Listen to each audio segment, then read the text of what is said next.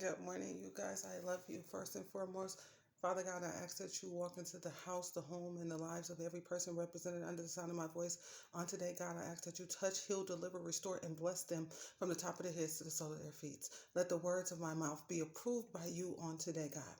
You guys, let's talk about this. Welcome again to the Ugly Truth YouTube channel. Let's talk about this in the holiday season, you guys. Suicide thoughts, suicide attempts, feeling responsible in the holiday season, you guys, for death. Story is approximately 17 years ago, my mother got really, really sick. Um, Before she got sick, you guys, this is crazy because this is when you have to really respect a person's wishes and you want to be selfish. She requested and demanded of us, me, my dad, and my sister, that if she ever went on life support and they ever diagnosed her brain dead, that we were not to resuscitate her, that we were to let her go. We told her and promised her that we would. Now, you guys, I'm the baby, right? And I'm a little spoiled when it comes to my daddy, and I was a little jealous when it came to my mama, right? Because I was the baby. I was the last one that they had. I was the last one that they were bringing into this world so that they can show everything and give everything to, right? So understand this. When the time came that my mom was diagnosed brain dead, we didn't understand that. Yeah, we had just watched my uncle pass away in the same hospital, not even one room from where she was laying. Ironically, you guys, bear with me here. Ironically, the morning that I went to see my mom before she passed, this is how I know God has put a discernment in me, has that God has given me something. My mother walked past me and my dad going up the stairs, you guys, and she floated as if though her spirit was leaving her body. And I saw that. And I felt that. I instantly said, Daddy, you see that? Something ain't right. Did you see, Mama? You see how she was moving past like she wasn't walking? He didn't see it. Okay, hours later in the middle of the evening, I was going home, me and my daughter. I had washed clothes, getting ready for the week. And I've taken my clothes off, you guys. And get a phone call. You need to hurry up and get here, Mama, not breathing. Come on, hurry up, hurry. Whatever you're doing, stop it right now. It was so bad for me, you guys. I grabbed my keys. Let's go, let's go. I'm running out the door, you guys. I ain't got no pants on. Okay. So let's fast forward here. We get to the hospital. Can't see her. When I do get to see her again, she's not alert. She's under sedation. She's comatose. The whole works of being somewhere where somebody has to be breathing on a machine and not able to not acknowledge that you're their child and they're not there. Fast forward even more. I'm sitting in the waiting room waiting for them to come out and tell us what's going on, you guys. And I hear the voice that said, Baby girl, Kiki, go home. I'm not here no more. Imagine that. Then you make the phone calls, everybody coming, everybody coming. And you go back in, you talk to the doctor one more time because you just know they're going to tell you something different.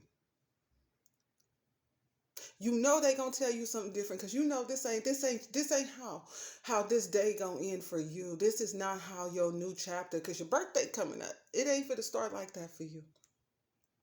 You go in there, you talk to the doctors. Miss Collins, I'm sorry.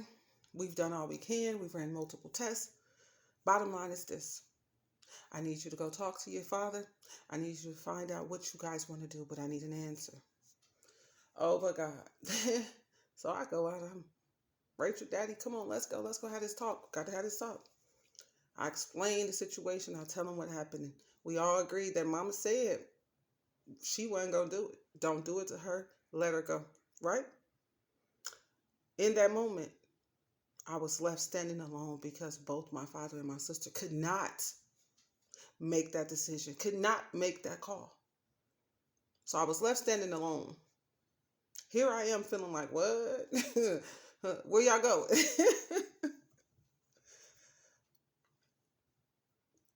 Understand this, you guys. God gives his hardest battles to his strongest soldiers.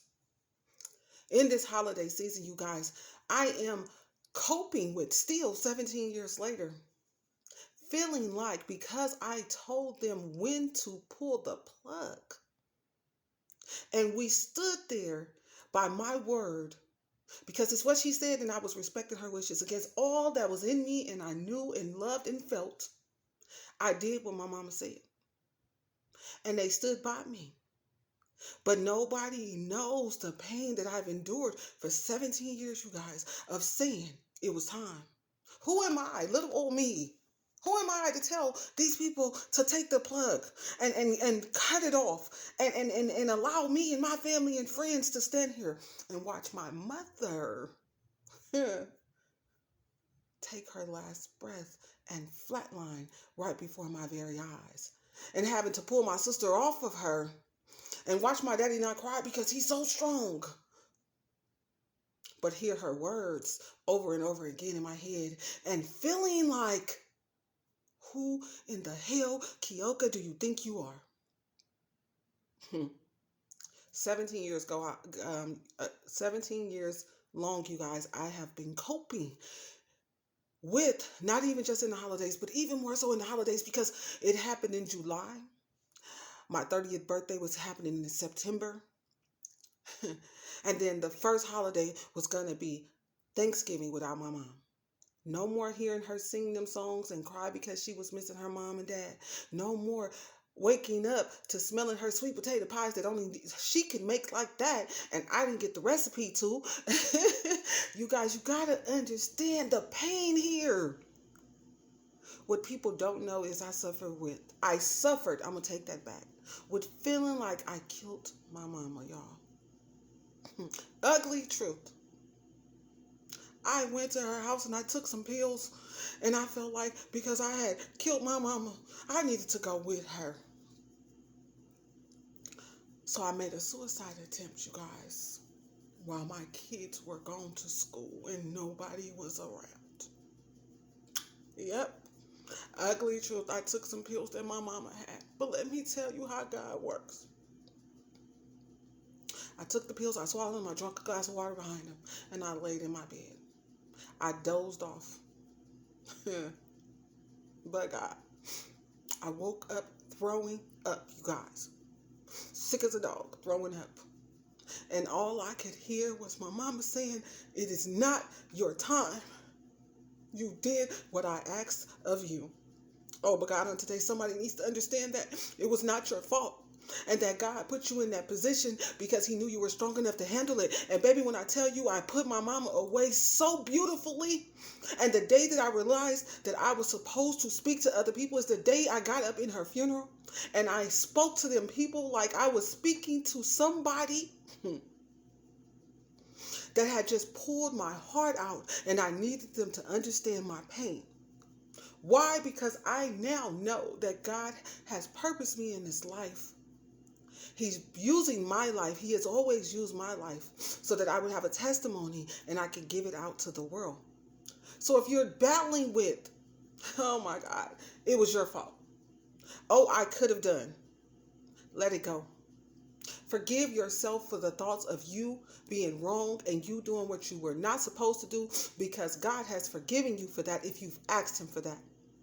How to cope with that thing in this holiday season as I go through it, even this year, 17 years later on Thanksgiving, of not being able to hear my mama sing and not taste her pies.